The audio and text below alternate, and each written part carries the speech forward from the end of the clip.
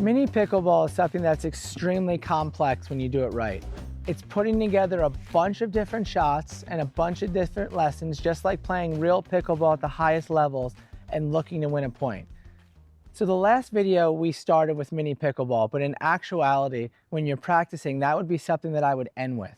Before we even get to that, I would put stipulations on all the different drills I do from the kitchen point of view to really force me out of my comfort zone. One that I love is putting us back in the kitchen line and saying, we're gonna play out the point, but we're only allowed to take one step each time, which means one foot is always anchored. So if I step one step this way and I hit it, I can slide, but I can never take two steps. What this forces us to do is, again, take more balls out of the air. As coaches, if you tell your students, take more balls out of the air, they're gonna have a hard time doing it. Some people that think they're great might even say, I don't need to do that, I can win the point by letting it drop.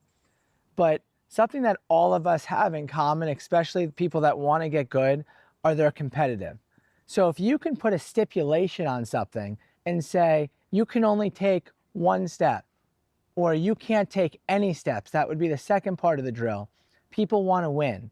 And so the only way to achieve that, the only way to win is without taking steps, is to reach in and take the ball out of the air. And so we're getting each other to improve by putting those stipulations on. So we're gonna play a point first where we can only take one step. So again, my targets are gonna be the outside quarters because I'm trying to make him take two steps.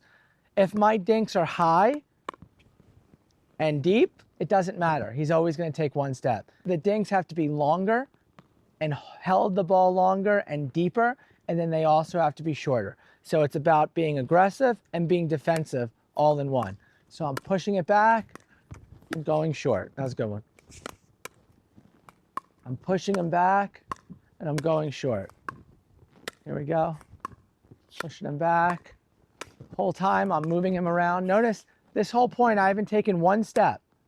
So even though the stipulation might be I can take one step, if you don't have to take a step, then you're doing the drill perfect.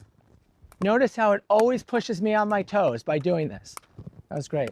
If I'm focusing on taking one step or even no steps, my weight then shifts from here to here. Now, if somebody's gonna attack me and I'm flat-footed, I'm gonna go back. But if I'm on my toes already, I'm naturally gonna attack the ball and be in front of me. So by focusing on my footwork and not allowing myself to take steps, I'm taking the ball earlier, but I'm also ready if somebody attacks me. And look how easy I'm able to move that ball around just from keeping the ball in front of me. I have my posture, my paddle's in the right position. He's not able to attack me because I'm putting that ball low enough, but I'm also able to keep it deep enough at many different times. So challenge yourself. You don't need to take those extra steps. Now, there will be drills where you want to focus on the steps, because when you take more steps, you're making it harder on yourself. So if you want to do a drill where you're moving back and then having to drop it in the defensive part of the kitchen, that's okay if that's the simulation that you're working on. But to truly improve, it's about taking less steps to make your shots more accurate and more intentional.